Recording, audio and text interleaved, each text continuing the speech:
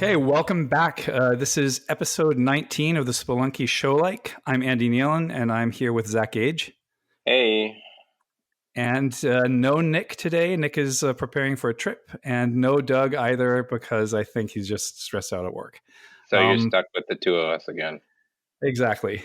But this time, unlike last time, we have a very special guest. And I realized that if I start with his list of games, then we will never get to an end. So instead, I'm going to say welcome Edmund McMillen to the show. Hello.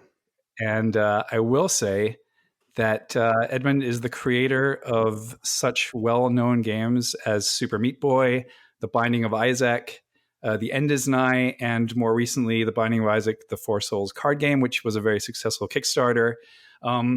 But there are so many games that predate Super Meat Boy, not the least of which just Meat Boy.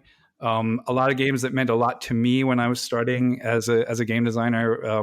I think most notably Aether and Spewer. But the thing that hit me really, really hard before I'd even ever sat down to even conceive of a game is Gish, right? Because well, Gish, you were there from the get-go then. No, Gish for me was like a huge deal because when I was starting to, like, I was mid grad school in computer science, and I was like, oh man, really cool to make a game. But all I'm seeing is like big studios making games that I love, right? I'm not one of those like AAA sucks people. I love everything. But I was like, yeah, there's no universe where I can make that stuff. And the people who were winning the IGF at the time with the Independent Games Festival were basically like, oh, do you know that AAA game? This one is the same quality, but made by two people. And I had very little interest in like having more work for myself. But then when you guys put out Gish, I was like, okay, this for me is a watershed moment because it means you can make something new and weird, and it has a likelihood of success. And it's very easy for me to say to you that if that hadn't happened, I don't know if we had ever like had the stamina to make Osmos later, right? So, well, thank you I'll very, start very with much. that. It was a crazy time back then. It was a very, very different time. But I was the same person.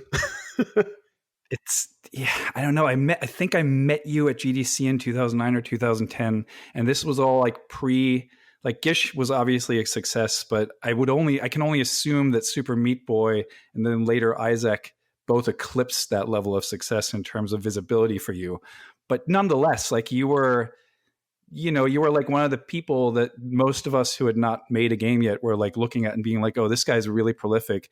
Like the amount of output that you had in terms of just like the amount of games that you're putting out every year was just like blowing my mind. And so I guess the easiest way for me to start into this is like literally the first question I have here is like, you did like, I don't know how many, like 2 or 3 dozen Flash games, right? Yeah. And so I was wondering, how did that happen? Like when did you start making games, and why did you immediately, or it looks like you found Flash and that was just became like a long-standing love affair? Like how'd that come to be? I had been doing comics in high school, I think since I was around 15, and I'd been just doing them completely independently. So that was my like, I threw myself into independent development super early on and became very accustomed to working by myself or with one other person, doing whatever I wanted to do and trying to figure out a way to be sustainable. And for sustainability when you're 15, it's like, I hope I make enough money to be able to go to Kinko's and print more copies of the comic. And by the time I was 19, I was like, I want to do more. I kept getting rejection letters from publishers. My stuff was too weird. It just wasn't happening. But I knew that there are people out there who liked it because it was selling like locally and whatever else. So I decided to take it online. And there was an actual Flash class at community college, Cabrillo College in Santa Cruz. And I took that class to learn. And I took that class. I took Dreamweaver and I took HTML. And I failed all of them but Flash. I think I ended up getting a B in Flash, and I just dropped out of the other ones. But Flash was the only one that kept my interest enough to continue. And I went home and I made a website. It was called This Is a Cry for Help. It was the same as my comic. And I wanted to just kind of put my comics up and make them somewhat interactive. And it started out as just like a flip book type situation. And I learned how to like make a button you can click and go to the next page. And then I started doing like more interactive drag and drop stuff, really basic. I did Dead Baby Dress Up, which was actually my actual claim to fame back in the years 2000. I actually think I got in a few magazines from that. It got very popular. That was my first game, if you can call it that, which was a drag and drop dress up game, which used my then mascot, the Blue Baby, which eventually became the Blue Baby and Isaac, which people know more. It's more popular at this point. But yeah, I started doing that sort of stuff and uploading my stuff to Newgrounds. And I met Tom Fulp, and he actually kind of mentored me in a way. Like he kind of took me under his wing and promoted my work. He really liked how strange it was. And I started working on a game called Serious Pishai with him, which was a little before Alien Hominid. And once Alien Hominid had come out, though, he was like, "Oh, we're gonna make this a console game." And he had huge plans, and he's like, "I can't keep working on Pishai. You gotta find somebody else to work on it." And I was like, I was like super devastated. And around that time, I had kind of looked around, and looked around for work, like contract work. And there was a place that was local called Chronic Logic, and they had made a game called Pontifex or Bridge Builder, which were physics-based games that I had played, and train games. And I went there. My portfolio was literally dead babies and dicks, and I knew that. And all I could do is be like, "Hey, I'm capable of drawing. Like I can draw. I'm a pretty good illustrator. And I've worked on a few Flash games. Here's what I've done. Ignore the content. And I'd like to work with you guys," because they were looking for an illustrator. And they took me in as somebody who was just going to work on cover boxes, because they had some physical releases in Germany, which there was a big indie boom in Germany. Big, not comparatively to now at all, but for then it was like the independent scene was dead in the late 90s and early 2000s. Like after Doom came and went, that all went away and there was no money in it. And it was kind of starting to bubble up again in the early 2000s, and it really kind of bubbled over, but mostly with Flash games in the later 2000s. But I had kind of like, for whatever reason, they hired me and they actually paid me to work on stuff with them. And I was working on this game called Triptych, which is like a physics-based Tetris game. And I've been doing weird faces and shit on the blocks and whatever else. And then I was like, that was around the time where the stuff with Tom didn't go through, and I was so devastated. And I really, really wanted to make a game. Like I really wanted to do this. And I went home and I like scribbled down a platformer. Serious Pishai was this like combat platformer, like weird game. Eventually it came out, but with somebody else. But I scribbled down this platformer game that was based around Alex's skill.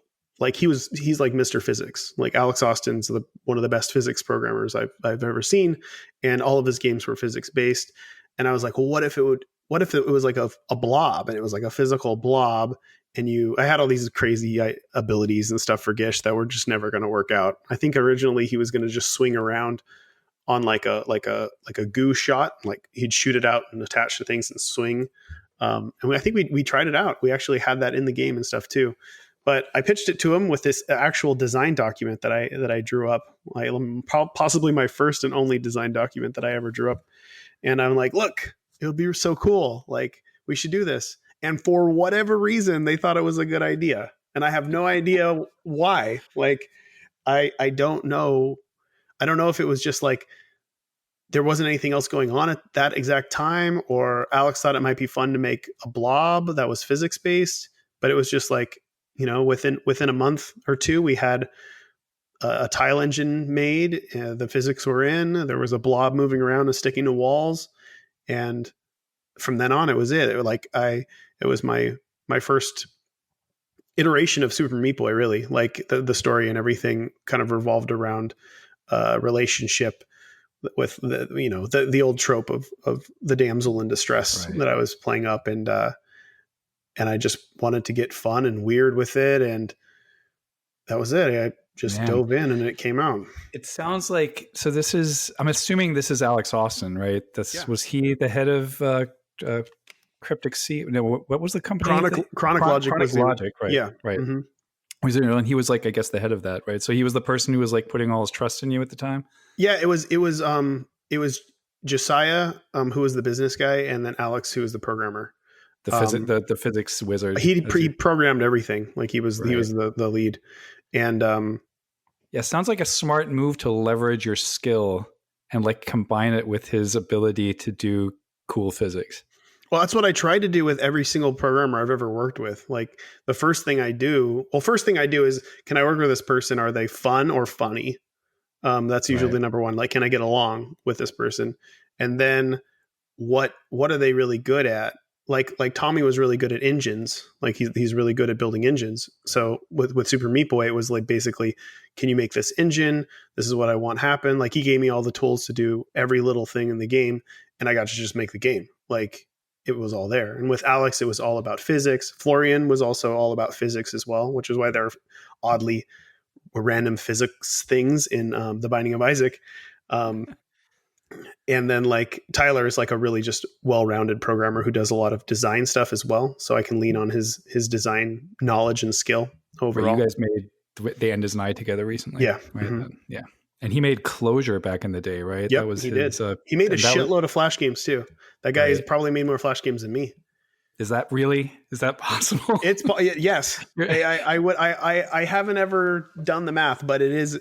He was and he was really young when I met him. Like, because we made Aether together, Right. and he had made quite a few games before we ever worked together on anything. I mean, that's how I found out about him. Like he was already an impressive programmer when he was like 17 years old. So you guys were all meeting on Newgrounds at the time, right? Yep. I assume that was like everyone was playing everyone's game. And yeah, this is basically what happened to me. I looked at what the games you guys were making. I used them in class. I'd started teaching game design to a class of students in Berlin in 2007.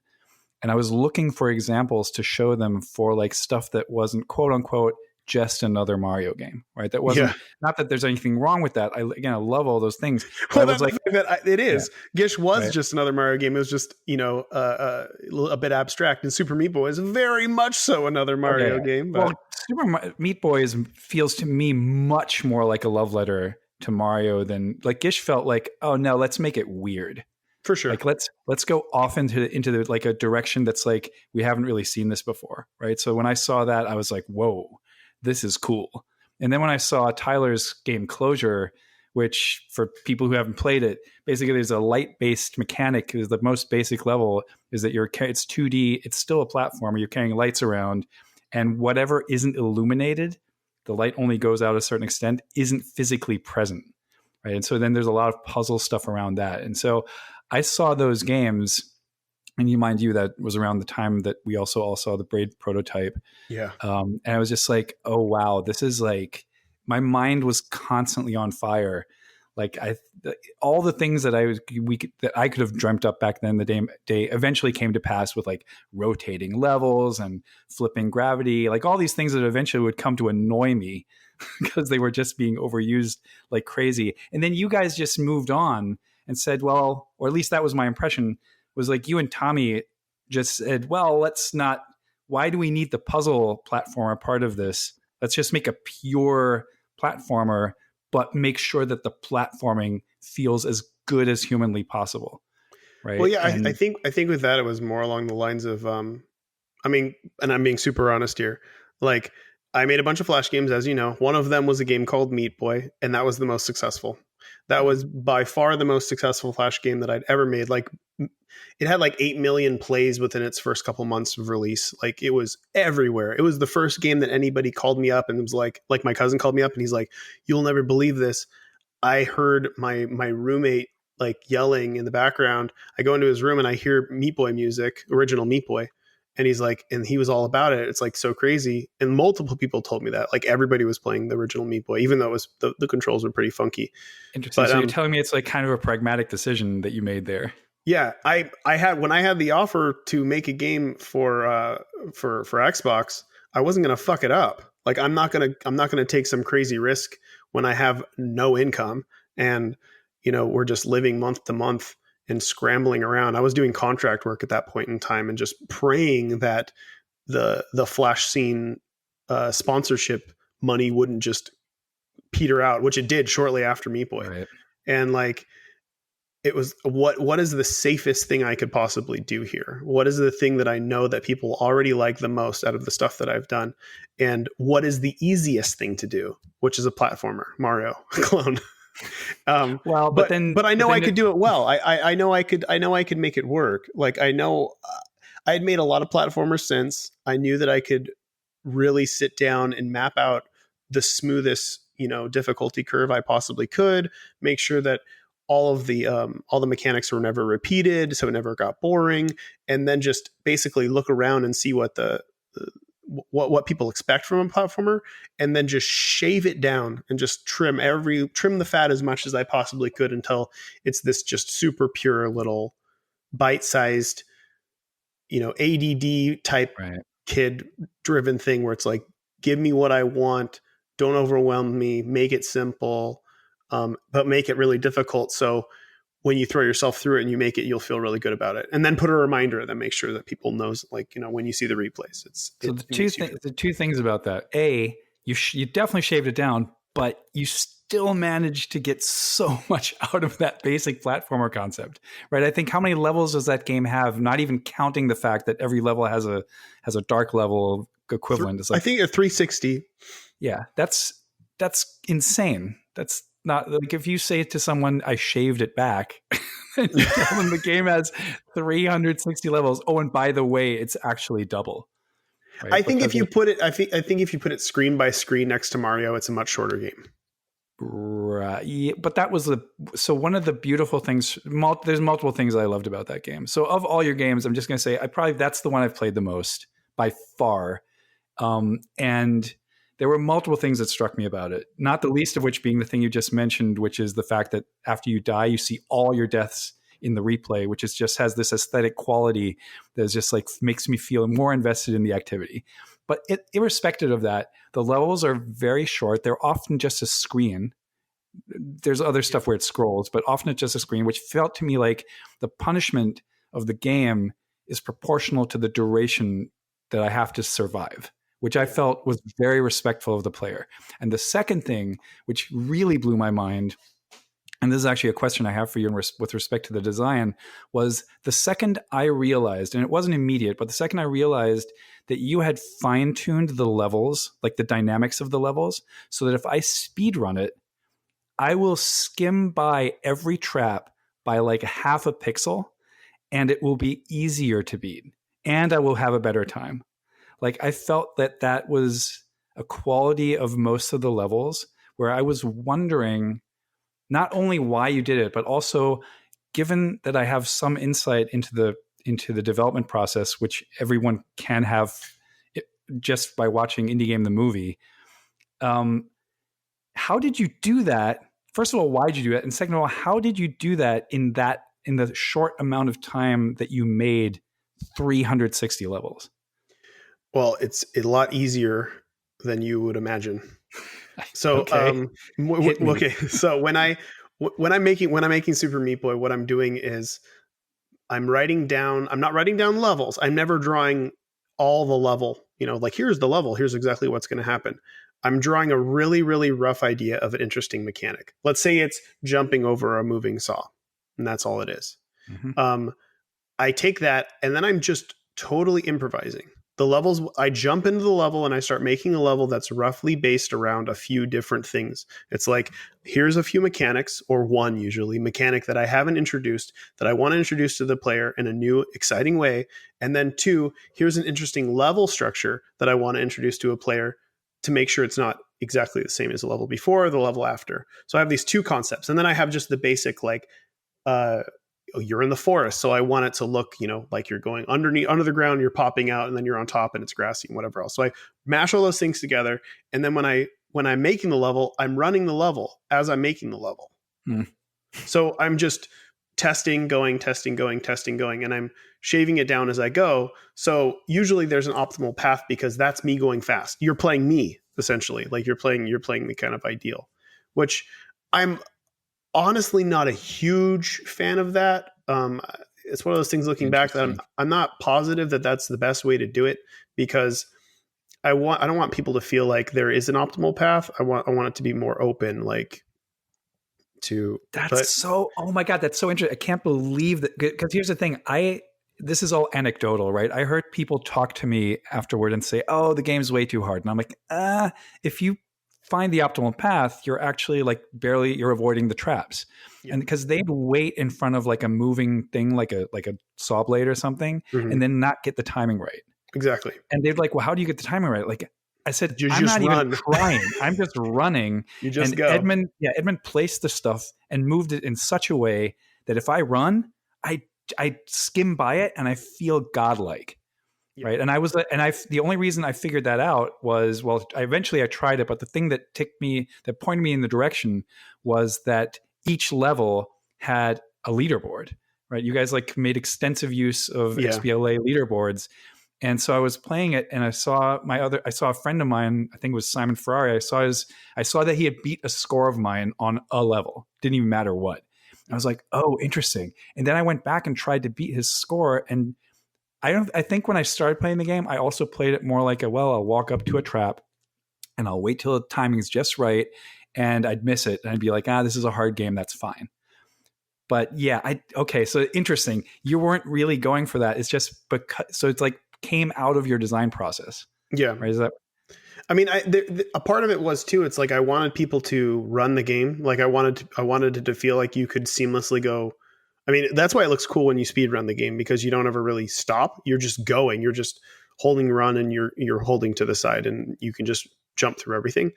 Well, the game also feels great, right? Like wall jump. Like I don't think that there's I think Celeste is a fantastic game. I don't like the wall jumping as much as in Super Meat Boy. You probably don't like it because you played Super Meat Boy. You might like it more if it was different, but it's true. Everybody has a different feel. I mean, I personally think the same. Like when working on The End is Nigh, I'm kind of approached with this thing again. It's like, how do I take something that everybody already thinks is the really amazing control setup for a platformer, and how do I improve on that? And all I could really do is just smooth it down. In a lot of ways, I slow it down and speed it up. Like there's no run button in The End is Nigh. But I wanted to feel more elegant. That was the one thing I wasn't happy with, like looking back and playing it, because of course that's one of the first things I did is like making a new platformer. And I know there's a bar now that's set for what people expect when it comes to something that I make. And I want to make sure that it's been almost 10 years. So I want to be able to do a better job. And I just went through, and both me and Tyler, and tried to make it feel very elegant. Like there's a lot of fluid motion. There's a lot of like, you can just take something and ride with it, as opposed to like Meat Boy kind of feels like you hit a wall and you slow down and then you boom, and it's like a rubber band effect where it's like, it feels more like a boom, boom, boom, boom. And then The End is Nigh feels more like a drifting, gliding type feel. But Zach wants to get questioned, but I'm going to ask one thing with respect to that before I pass it over to him. It's interesting now with all that context. Now, because when I was playing The End is Nigh, there's this thing that initially I was slightly turned off by, like the hooks on the wall where you like can hook your dude in. Now that you say that you wanted to have it a little bit more paced, right? Now those things suddenly feel to me like chess, where I'm like hanging, pushing in a direction and waiting for the exact right moment to jump. There's a lot more of that. And I mean, that's, like I said, like I viewed that in Meat Boy, I viewed that as a slight flaw that annoyed me when people would say like I just hold to the left and I run and I get through, and that's the best way to do it. Like the best way to run it is exactly how it's laid out in the beginning. And it's like, that felt yucky because it wasn't something that I really thought about doing. And I did. It just happened. And so my favorite part of the game was entirely unintentional.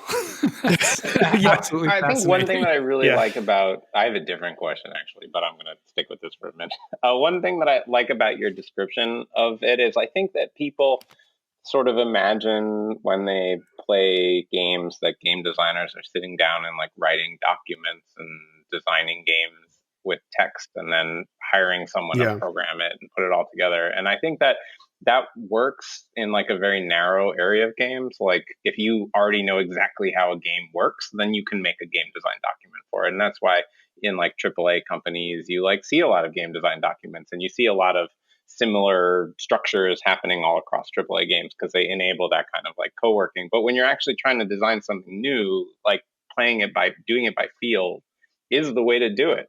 And I guess that's probably why you did it that way. I guess, is that still how you're designing games, or have you tried to move towards more of like a paper junk thing? It really depends. Like the genres of games I've been working on usually swing pretty wide, but when it comes to platformers, I definitely like with The End Is Nigh.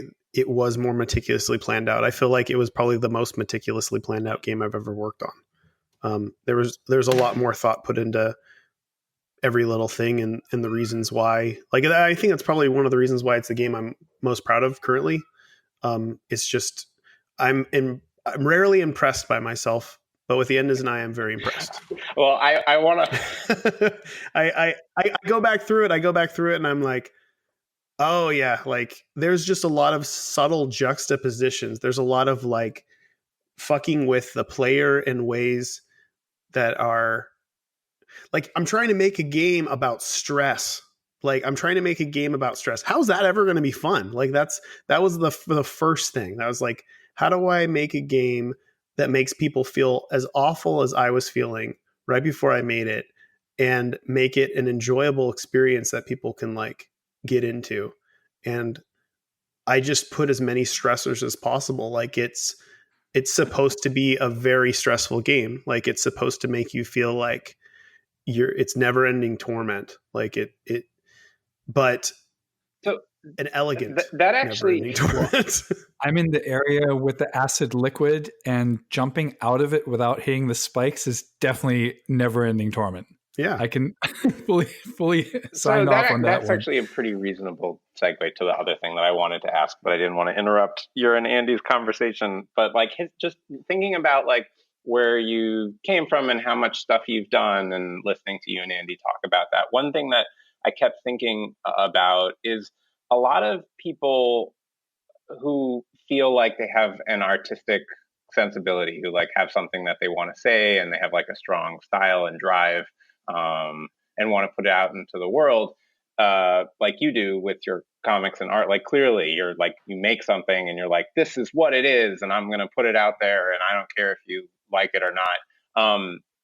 But the thing that I think is really interesting about you, and partially what has led to a lot of your success, is you have that part of you, but you also very clearly want to invite people in.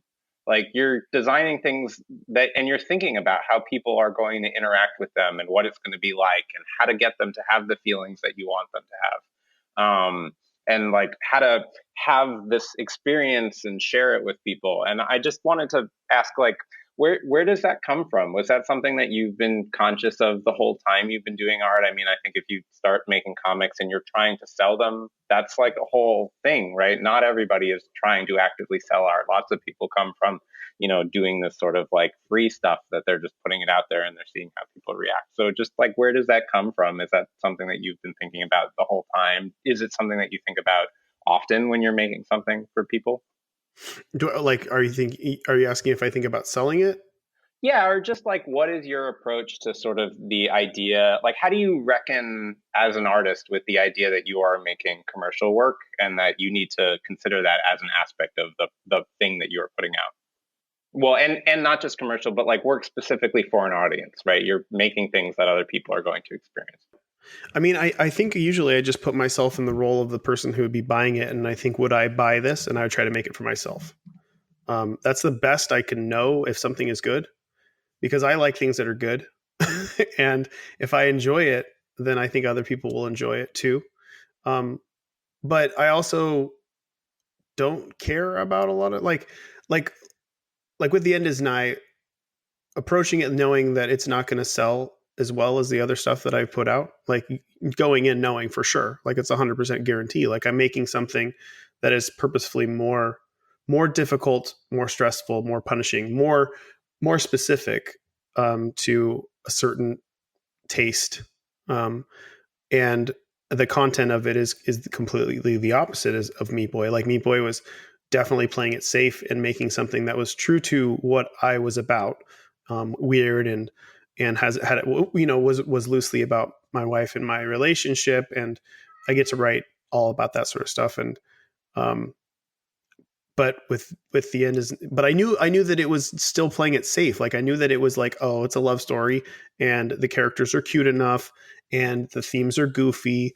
It's very slapstick, funny, whatever else. But with the end is Nigh, knowing like, okay, it's really dark, and it's going to turn a lot of people away, and the colors are really drab. It's going to turn people away, and the game is really difficult and stressful. That's going to turn people away, and it's purposefully, it's M rated because it says "fuck" a million times, which it wasn't really needed. That's going to turn people away, and it's just like it felt correct to do, so I did it. And sometimes that's stupid. I've made a lot of stupid mistakes when it comes to business. I'm not a great business guy. Like I don't care as much as I should about money. Maybe if I definitely know, like if I did, I would probably make a lot more money, and I would be a lot more popular and probably even more prolific in a way, but I'd feel really shitty about it. And I'd feel like I wasn't, doing something honest. Like, when I made Meat Boy, and I knew I was making a compromise when it came to putting something out there that wasn't going to be, this great, amazing, out of the box design, and it wasn't going to be something super, super deep, or super, super personal, at least in a broad sense. And I went to sleep at night feeling fine. It wasn't that much of a compromise, I didn't feel like shit about doing it. I was just doing what I knew I could do without feeling bad about it. But I don't have any excuses now. I'm fine when it comes to finances. Like I don't have to worry about that sort of stuff anymore. So there's always that something in the back of my head that worries about a financial success, which is probably one of the reasons why I made The End is Nigh. It was kind of like, I want to get used to not having great praise. I don't know. Like, it's hard to say. Like, I want to do something bold and strange and more honest than what I'd done previously, which is hard to accomplish because The Binding of Isaac is probably the most honest thing I've ever done. And I purposefully went in there I was going to give it away for free as a Flash game. Like I was going to put it up for free, get it sponsored, or I was going to sell it to Adult Swim for probably 30 grand at that time. But that was a real thing. Like that was what I was going to do, because I didn't think anybody would want this, because it seemed way too fucking weird, way too abrasive, way too M-rated, way too like M-rated in ways that like the ESRB is not used to. Like you've got a naked child taking drugs. Like how do you? Right, I guess that's true. Well, we live in a very different future from the future that would have happened if you would have sold that for $30,000 to Adult Swim. Yeah, for real. Imagine all the cartoons it would have spawned. I would have fucking probably killed myself if I'd done that. Jesus Christ. That would have been terrible. Well, I'm never going to do that again. How the hell did you make that game so fast after Super Meat Boy, which we all know almost killed you, right? Like that was like, sounded like a very stressful experience because of the whole timeline of getting it into... I mean, you recover fast. Like you pick it up and you move. Like it was, I don't know. For me, the thing that I didn't recover from was this feeling of like, I want what's next. Like, yeah, it's done. It was a simple game. It was easy to do. I want to do something crazier. Like now it felt like, now I can finally make something more true to form, like more honest and more crazy. Now that I don't have to worry, like I don't have to worry about paying rent. Like I'm fine now. I can do something more bold. And it happened around a time when everything had cooled down, and I think Tommy had taken a vacation.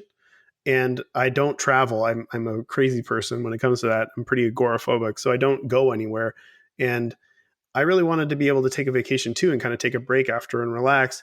And I was like, what's the most relaxing thing that I could do? Like what sounds super relaxing? And I was like, I'll just do a game jam. I'll do a game jam game.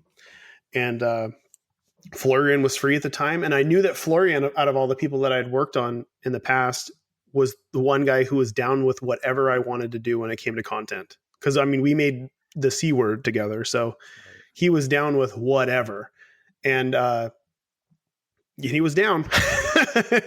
And we prototyped a game within a week. We had something that was pretty interesting, and within 3 months, it was released. That's crazy. And so that, I mean, it's Binding of Isaac, which is, I can only assume, inspired by traditional roguelikes, but potentially also by Spelunky, right? Oh, for sure.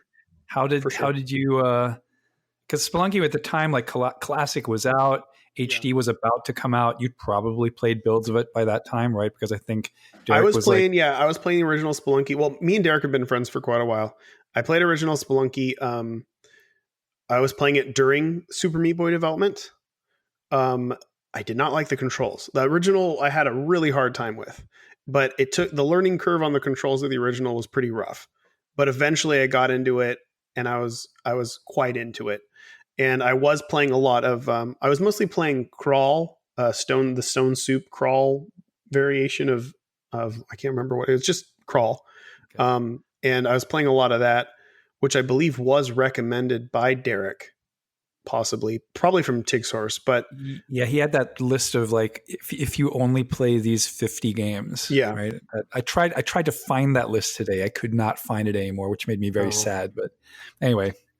But yeah, I played the hell out of that. And I think around the time Desktop Dungeon, the original Desktop Dungeon, was around too.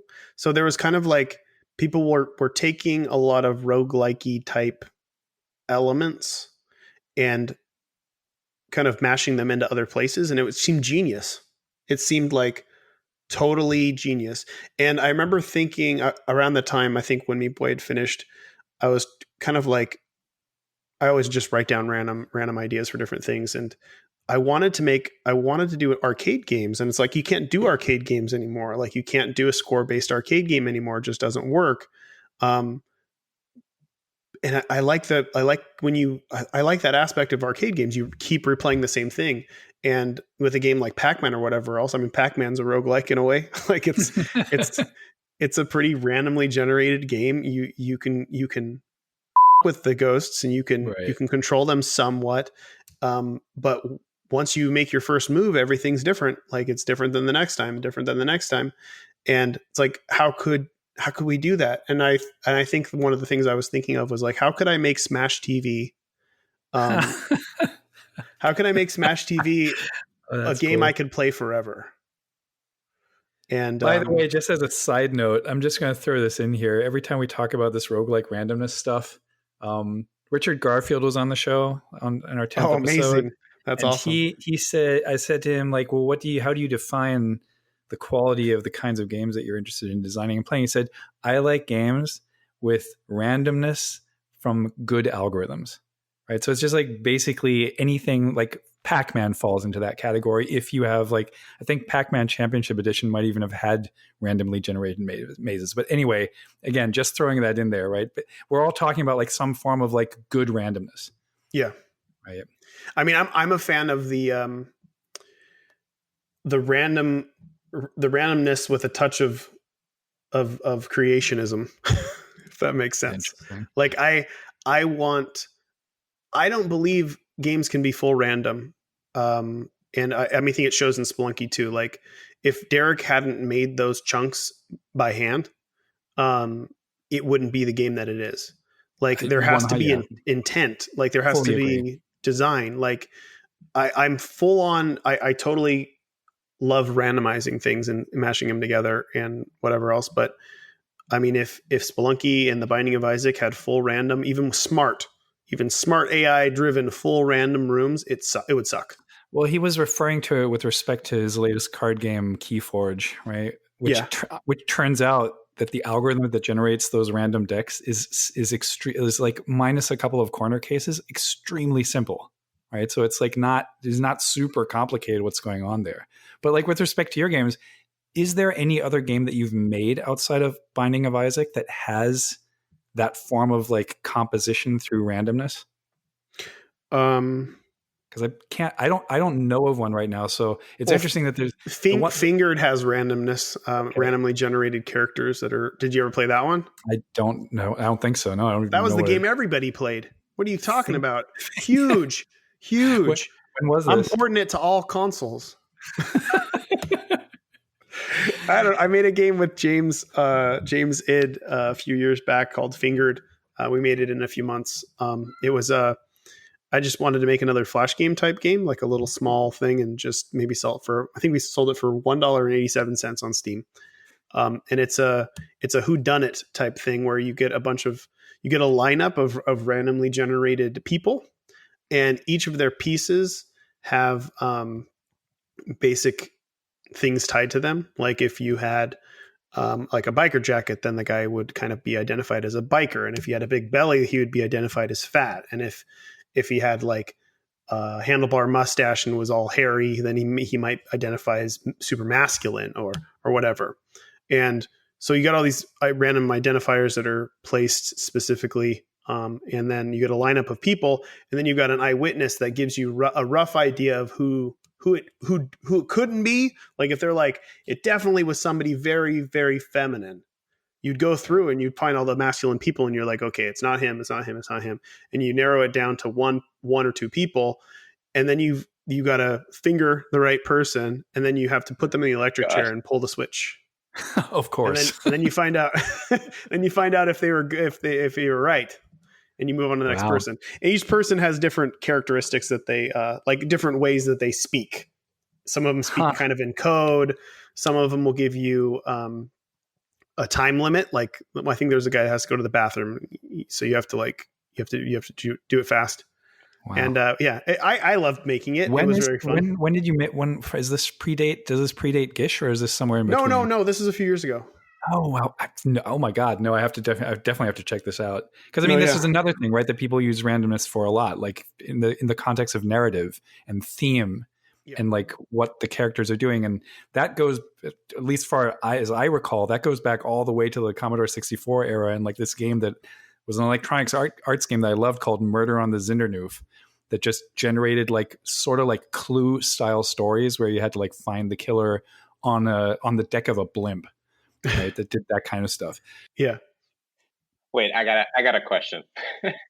Yeah, I'm gonna pull you back to Isaac for a second. So you were working on Isaac, and you had this like sort of Zelda Smash TV roguelike structure, and you built it out in this game jam.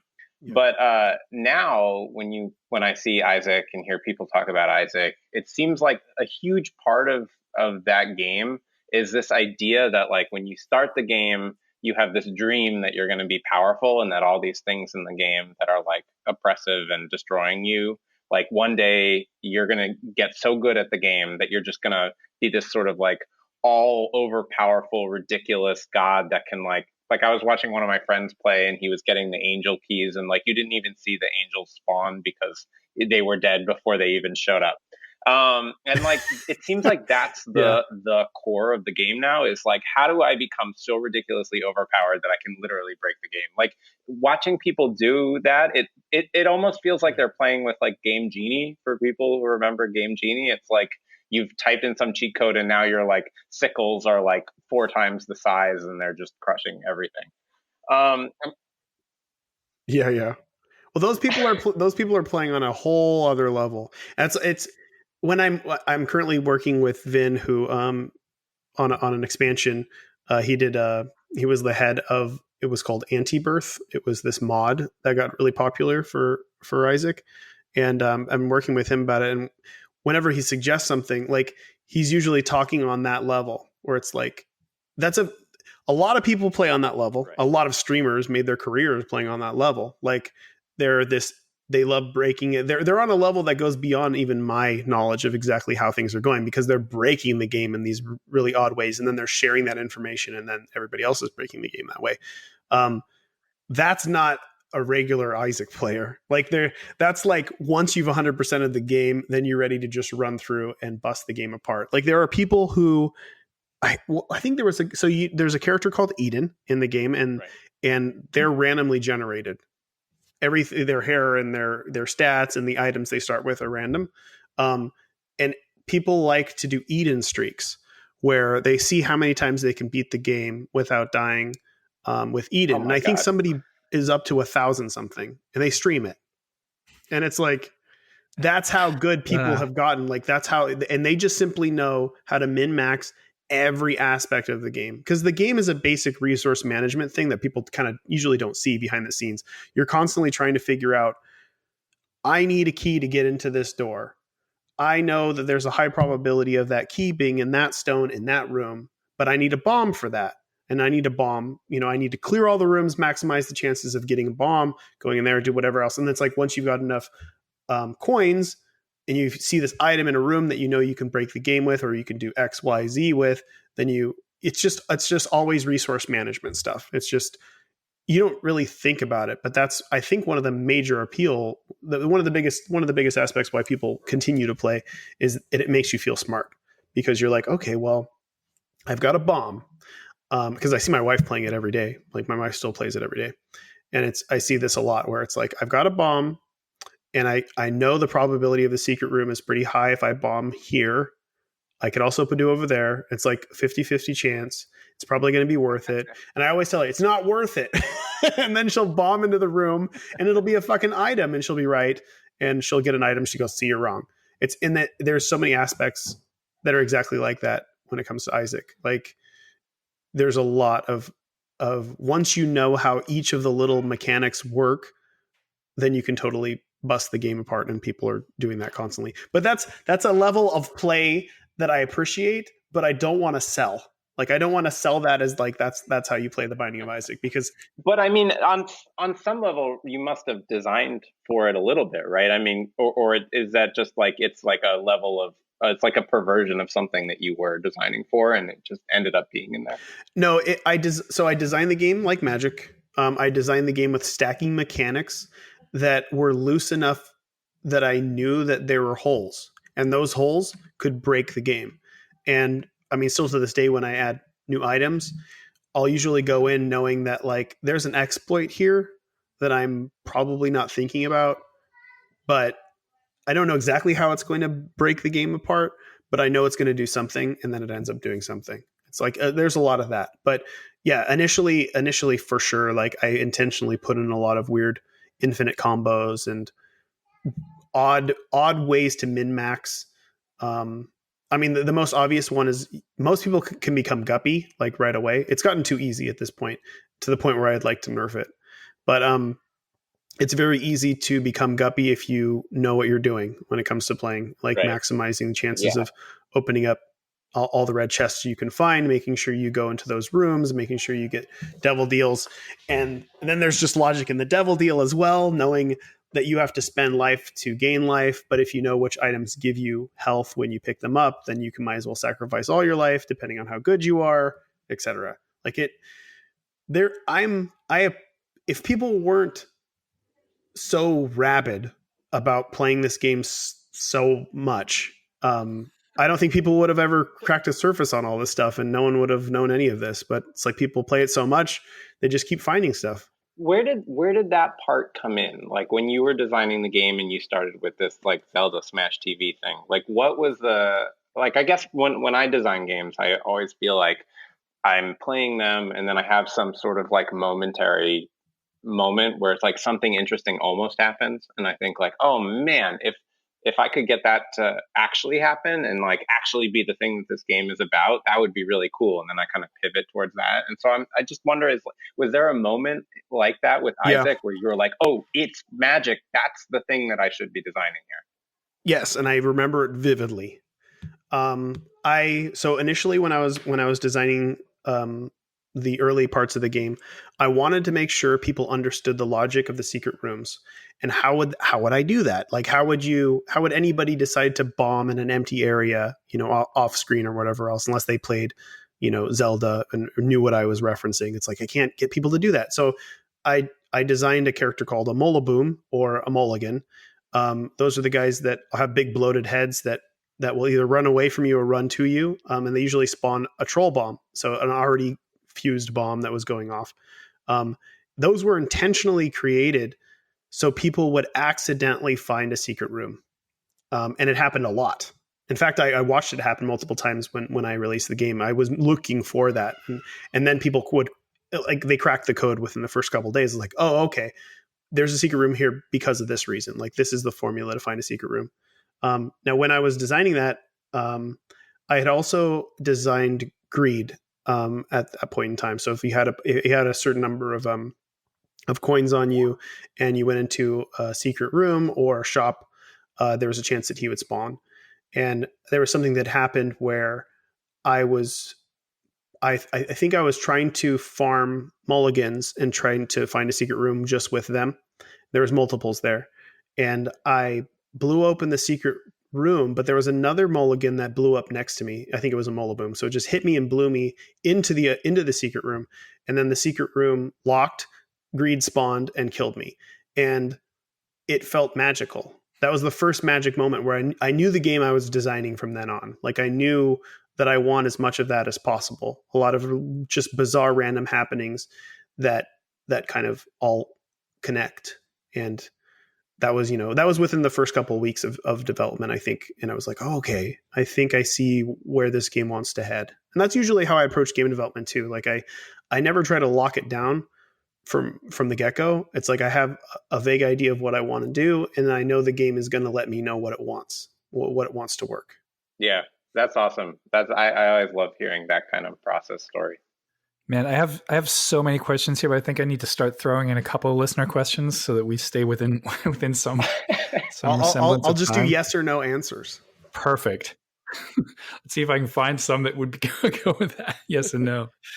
Well, actually, this is somewhat related to the design aspects that you just discussed. So Captain Craft asks, all of your games that I've played accomplish progression through pure player skill or picking up items. What are your thoughts on other progression systems, for example, experience, race, class, skills, etc.? And why did you choose the systems that ended up in your games? So of course, I with Isaac, I think I initially went in thinking like I could do D&D stuff. Like, I can do a leveling system. I can do a bunch of other whatever else's. I did items because I thought it felt more true to the Zelda reference, I think, initially. And I didn't want to interrupt the gameplay. It's like, you level up and then you got to choose your stats or whatever else. I just wanted it to feel more, you just run into something and it happens. Maybe I'm also a visually driven person, and I think I tend to go with visual tells and visual upgrades and whatever else, even sometimes without explanation, because I feel like I could. There's something more universal to that system, because you don't need to even know English to just you pick up a red needle and then now you're all diseased, and it's like, okay, that makes sense. Like, I mean, there's a lot of visual comedy to what happens to the character as you're like specking it out. For sure. And I think that's why I just gravitate towards that stuff, because I think I'm just more of a visual person, and it seemed more creative. Did magic come into play there as well, in terms of like just like the nutso combo system of like what can happen with the combo deck? Oh, for sure. Like, I intentionally there's this thing I call storming in the game, where if you're able to reroll, if you have an item that rerolls everything in the room, and you go and you basically farm a bunch of shit in the room, like let's say you got the IV bag and you just spawn a whole load of coins all over the room, and then you go and you grab something like the D20 or whatever else, you go back in that room, you re-roll it, there's a high probability that one of those coins is going to turn into a treasure chest, and one of those is going to turn into a battery. There you go. Like, you open up the treasure chest and you keep rolling that dice, and then you keep going. You just fill the room with, like, that's the first way that I intentionally added to break the game, and people figured it out pretty fast. And it's a good way to do it. It's fun. It just feels like a different game, and you're playing a different game now. And that's what it feels like with Magic. Literally, when you're playing Storm in Magic, you're playing a different game. You remember the first time I encountered that, when I learned Magic, and I was like, "What the hell?" You're like, is "What are they this? doing?" You're like, "You're doing nothing. Why aren't you doing anything? You're just playing." It was worse. It was terrible, because it was on Magic Online, and I was like, "What the hell is happening here?" Like, there wasn't a human there to be able to explain to me why I was getting destroyed right now. Yeah. Now I know when it happens, I can just quit. What is storming in the context of Magic? Storm in Magic. So they did this mechanic called Storm, which says when you play this card, copy it for copy it for each time you've played a spell this turn. So if I've played 10 spells this turn. So the whole thing revolves around infinite combo systems. Right. So you've got cards that like I play this card and the card just says untap all your land, right? And there's another card. Let's say you're playing blue and you got a bunch of islands. There's a card called High Tide, which is whenever you tap an island for mana, you get 2. And then you play that card. So you tap all your land, so you get loads of mana. And then you untap it with this other card that untaps all your land. You tap all your land again. You play something that draws you 7 cards. And then you just play your whole hand. And you keep chaining into all this stuff. So you cast like 10 spells. And then you just play this spell that's like your opponent mills themselves for 3. That's awesome. And then you times it by 10 and then you win. I used to hate it, and now I hear you tell the story, and I just have a big fat smile on my face. Even though I force it, like I still do that now. I don't have Storm in my personal Magic Cube right now, but whenever I think it's Legacy Cube goes up online for Magic Online, I will go and force Storm. Usually you'll lose. I mean, it's not a good archetype, but it's so fun, and you're playing a different game. Like you're totally playing a different game. Right. You don't even you don't care about the actual game, the whole, I'm being attacked by creatures and I'm losing my life. You can go down to 1 life and then just say, okay, now I'm going to try to go off, and then just chain all your stuff together and, cross your fingers and hope you draw the right cards. How do you take something like that? Like I can see the battery is such an easy example. It's like a perfect example of like a system that like, you're like, oh, sometimes a battery can spawn. And then you're like, oh, wait a minute. If a battery spawned a lot, that would probably break it. And then you can do that. But you were talking a little bit about like designing holes into the system and recognizing that there are places where it might be broken. What's like the process? But I mean, is it just you're designing a system that feels super coherent, and then when you see something that might be broken, you just play that up, or do you? Yeah, I mean, it is as simple as that. I mean, sometimes obviously test it to make sure it can actually work, but especially in the initial design of Isaac, the system was a universal system. Like once the rules are in place, you could break it in a bunch of different ways. And I took that system into Four Souls, and I literally made it this like mashup of the Binding of Isaac and Magic the Gathering, and it was super fun.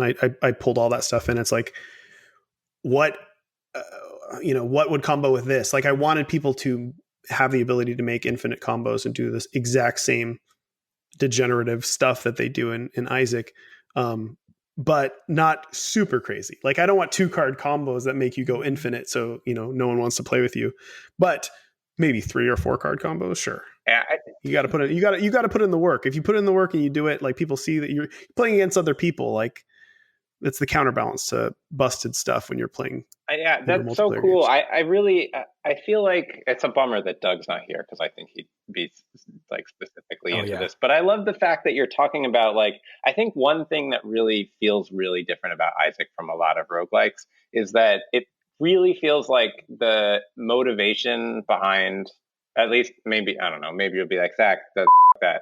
But it feels like the motivation behind the design of Isaac is the same kind of motivation behind the design of something like Aether. It's like, it's not about designing the system that's super tight, that's like this beautiful, like unique little design system that's super minimal. It's about trying to like push people to have a certain type of feeling. And sometimes having a game that can be broken, like that can be great. That can be a real beautiful moment. Whereas like, I think a lot of game designers try to design games that like are perfect and beautiful and never break and like are always balanced and everything is like leaning on something else. Well, that was a dilemma for me personally when it came out, and I, initially for the first year or two, people were playing the game how I intended with minor breaks. Sometimes they get a busted run, right, and whatever. But then it became a thing where it's like there were streamers that were really breaking the game apart. And that's all they were doing. And then the game became something different, something that you guys have already described, like some sort of, I'm going to break the game every day, and I'm going to do this, and I'm going to do this because I know all the item combos. And it basically got away from me. Like there are some regrets looking back. Like people ask me like if I could go back and remake Isaac again, how would I have done it? I would have definitely turned it into a game that people probably wouldn't have liked. I would have made it more rigid. I would have made it less open and less breakable, because that's initially what I intended. But then I just saw these things. Like I just saw, like in my mind, I'm thinking, what are the chances of it? I know that I'm putting this in, but what are the chances of it happening? Probably very, very low. Might as well leave it in. And there was a lot of that. There was a lot of like, that would be cool to see on us, which is funny because then it became this game that was like everybody was streaming. But a lot of that before people were streaming was what would be really cool to see happen. Like how cool would this be if somebody stumbled into this infinite combo or figured out how to break this game in this way that was semi-intended, and then they just did all this shit. Like that would be really cool. But then it became almost all that. And there's a part of me that I remember talking to John Blow about it and him saying like, well, the Binding of Isaac is kind of a slot machine, and that's okay. And I need to be okay with it. And it's like, well, sure, I guess. I love how all these beautiful parts of your games are emerging like by accident. You put enough. Okay, I'll tell you right now that I'm designing games in the exact way that I design narrative. I'm putting stuff down that I know connects, but I don't know exactly how. I don't know exactly how everything is going to connect but I know it's going to work. Of course, there's appropriate times for this. Like not every game I'm going to do that exact same thing, but that's exactly how I approach narrative in game, where it's like, sometimes I'm not talking about a very specific thing. It's not a specific traditional story. It's a bunch of feelings and ideas that connect, sometimes abstractly. And I think that putting all those things down in front of me and just looking at them and knowing that I can draw lines between all these things is more beautiful to me than this formulaic, design. It's more me. It's more true to who I am. Like it's organized chaos, and that's me. That's my life. Like I have some control. I have some control over what's going on. But there's a beauty in improvising, and there's a beauty in just like putting stuff down and letting it find itself, kind of. I think the thing that people really like is connecting things. And so yeah, I think for sure it's a puzzle in itself. Like it is. Yeah. It makes you feel smart. Yeah. Because you get to connect things. Without opening a can, and this is going to open a can of words, so I probably shouldn't go there. I'm just going to say, like, you've made a lot of, you have zines and comics and more traditional linear narrative, and yet you've seemed to gravitate more towards games, and maybe because of the qualities of this unknown, incomprehensible, beautiful whatever, that with some semblance of control, and we're not sure. That's definitely why I love the form. I think we're kind of running out of time, but I'm going to squeeze one more general question, and I think you've actually answered just by proximity. You've answered most of the questions here.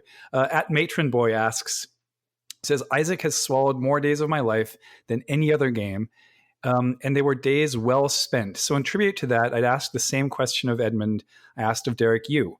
What game have you sunk the most time into in the last year or so in terms of Steam? It says Steam hours played, but I think we can generalize. Yeah, just in general. Yeah. The game I've played the most in the past couple of years is Overwatch. Wow. Oh, I would have not guessed that. Yeah, and this is going to be another untraditional thing where you think one thing and then it's not. No, I play Overwatch. It's a great game. I would actually put it in my top 20 games of all time. I really, really like Overwatch. I think it's actually slightly underrated, but I play it because I play it with my wife. Huh. It's a game that we play together. And my second most played game is Pokemon Go, and I play it because I play it with my wife. Like, I don't play games. Florian was giving me shit about this on when I was talking to him last time. He's like, I'm not a real gamer anymore, and I've sold out and whatever else. It's like well, he's not super serious, but he's just I know. But I don't play games on my computer anymore, really, like, because my computer is my workstation, and the past couple years, the past 3-4 years of my life has been, I just had a baby, so it's been me realizing what's most important in my life, and then making sure that I'm doing the correct thing. Like it's organized chaos.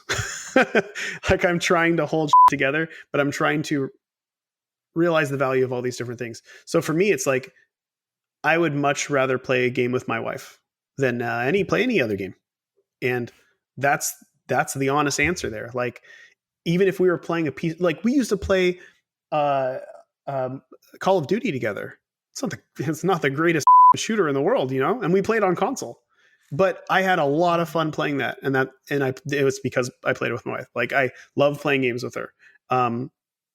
That's very cool. Actually, the game I probably played the most of that is not a video game. I don't know if this was on there though. I play Kingdom Death. It's a board game, and God, I have it in the office, and I haven't put it together yet. It's probably one of my favorite board games of all time.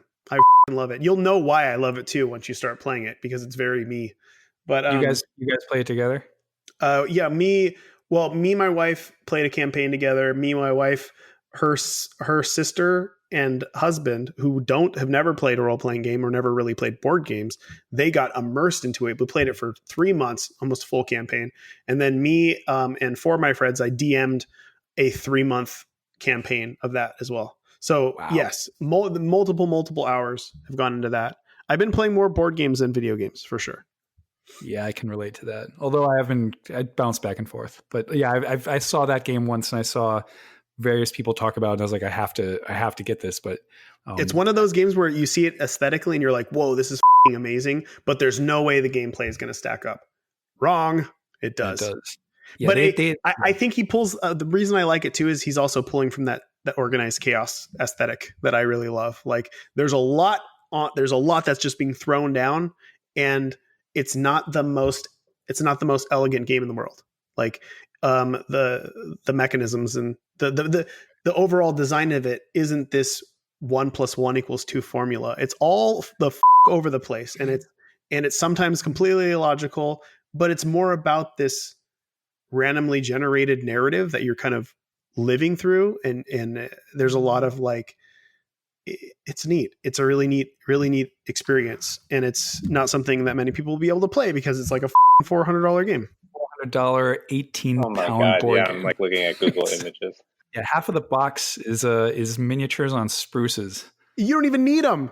Yeah. Half of the miniatures you don't need. It comes with a thing of miniatures that you can cut out. That every piece of weapon and armor in the game is represented with a miniature piece that you can custom make your characters. I never even did that, and I'm really into it. Like, so I can't even imagine. There are people who magnetize their whole characters, so you can like stick their different heads on depending on what hat they're wearing. You know, oh my God, it's nuts. It's totally out of control. It's a very niche though. It's like not many people are playing this, and it's not a really highly respected board game because it's considered Ameritrash, dice rolling, random. You know, right. I love it. I love it. It's cooperative, and people. It is number 33 on Board Game Geek. So at least, like, so them, those people. Yeah, it has. It's been garnering a lot of like at least critical success, and I can only assume the guy's doing well. Right, that was one of those like similarly successful Kickstarter campaigns. Yeah, I think he's doing well now. I think possibly the first Kickstarter. Initially the Kickstarter went like I got it on Kickstarter, and the game was $200, and now it's $400. So there's a reason. Like it's kind of like board games are a crapshoot if you're trying to make profit. Like, I can tell you that like I didn't make that much profit off of Four Souls, but it was probably one of the most fun design experiences that I've ever done. Oh, you gotta start doing expansions. That's where the money is, apparently. These are similar words that I've heard from Zach. We'll see. I am doing an expansion. I don't know. Who knows? Actually, who cares?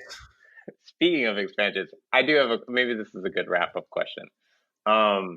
So one thing that's kind of funny about roguelikes as a genre is that most of them have been worked on forever and will be worked on forever. Like Brogue is like 10 years old, and like people are still doing adjustments on like NetHack and all kinds of crazy. And I think it's kind of interesting that like most of the modern roguelike games that we talk about, like roguelites or whatever you want to call them, like those don't really work like that. Like Dead Cells doesn't seem like a game that is going to be worked on for the next 20 years. Rogue Legacy wasn't a game that was worked on for, they made it and they put it out. But Isaac kind of is like that. Like, you've put out so many new versions, and every version has like all these new things and items and stuff. Is that something that you've sort of consciously thought about, that connection? Like it's weirdly more like those old games, even more so in some ways than Spelunky. Like Spelunky, they put out the version, that was the version, and that was it. Yeah. Are you going to be working on this game forever? I mean, you already mentioned you're working on another expansion. Is it just, does it feel like that to you? I mean, we're closing in at 9 years of working on this game. It doesn't feel like 9 years. It's one of those situations where I'll deviate and I'll start working on my own stuff. That sounds weird to say because it feels not like it's not my game anymore. It feels like it's everybody else's game. But I'll start working on my own personal projects, and I'll have some idea of like, oh, wouldn't it be cool to make a game like this?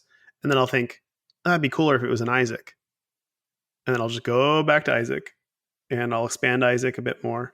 But it's also driven. I'm going to sound like such a sap here. It's very driven by the fact that my wife plays it a lot. And like, I see her playing it. Like I see her playing it. I see streamers streaming it. There's still people playing it. Like it's like never ending. And when the moment I see somebody playing it, especially in person, and I see a smile on their face, I want to make more, and I know I can. Like it's too easy to expand. It's too easy to keep going, and I love it so much. The Binding of Isaac is one of the only games that I put out and I didn't fall into some sort of horrible depression pit right afterwards. And I think that was because right when it ended, I started expanding it. Like I put up that free Halloween expansion, like right after I put it up. And then Wrath of the Lamb came out right after that. And it was like, I was just working on it forever and I never hit that pit. And the part of it might've been avoiding that. Like I never want to stop working on it because it really brings me a great deal of joy. Like I really like people playing it. I really like, for the most part, I really like the fan base. I like that people like it so much. I really like all the work that I put in, and I like how personal it is. So it's something that I really do enjoy working on. But that said, I've got multiple games that I'm also working on that I need to finish. So yeah, Mugenics, which is also going to be pretty roguelike-y. That'll be my next serious randomly generated roguelike experience. I think a lot of people are happy to hear that game came back. Yeah, well, I'm happy too. It was hanging on by a thread for years. It might have even been lost and locked away for years, but now it's mine and I have it, and I'm going to do what I want with it. And also Bumbo is coming out pretty soon too, which is also randomly generated. Right. I think it's a really nice note to end on that you've been working on this game for longer than most, and it's been an active development, and you're still you when you talk about it, there's a clear excitement in your voice, right? It's not stagnating. You're not resigned that you're now the Isaac guy, right? Like it's like, no, I love doing this. Because I had a question jotted down that you just answered eloquently, right? Which was like, oh, do you miss the days when you were making a game a minute? And it sounds like you found a better version of that. Like where you just where you just expand on a thing potentially indefinitely, right? Maybe that's the best way to go. Maybe that's the kind of the same thing that Wizards does with Magic, right? Yeah, it totally is. I mean, and that's definitely what I'm doing, and that's definitely what I'm probably referencing too. It's like I've got a really nice foundation in place that I can keep building on, and it's so fun to do. Yeah, I think maybe that's part of like what I've discovered is maybe one of the real cores of roguelikes, having done this podcast and talked to a lot of people, and like especially hearing it from Brian, like what you're saying right now sounds so much like a lot of the stuff that Brian was saying 2 weeks ago, where it's just like part of what's amazing about roguelikes is that you get such an unbelievable variety of experiences out of them, and you get to hear from the people who play them all these amazing things that happen that you didn't even know could happen, and that's like really magical and really drives you. Yeah, for sure. Well, dude, thanks so much. This is fantastic. Thanks so much for like giving us your time and design insights. And, as always, I feel like this could be a 6-hour us sitting somewhere. And right? I can always come back. You will be called on that. Okay. So Edmund, thanks so much for your time. This has been amazing. And as always, this could go on for like, I don't know, days and hours. So thanks a lot. I hope we can have you back on the show when you put out your next games. I will be back. That would be fantastic. That's absolutely lovely. So in closing, I'm going to say again, thanks to our guests, and thanks, Zach, for providing a bunch of cool input and questions. You can, as always, you can follow us on Twitter and Facebook at the Spelunky Show. We really appreciate it if you can review us on iTunes, because that really helps a little bit for visibility. And with that, I'd just say we're going to sign off, and we will be back in 2 weeks. Thank you very much, everyone. See ya.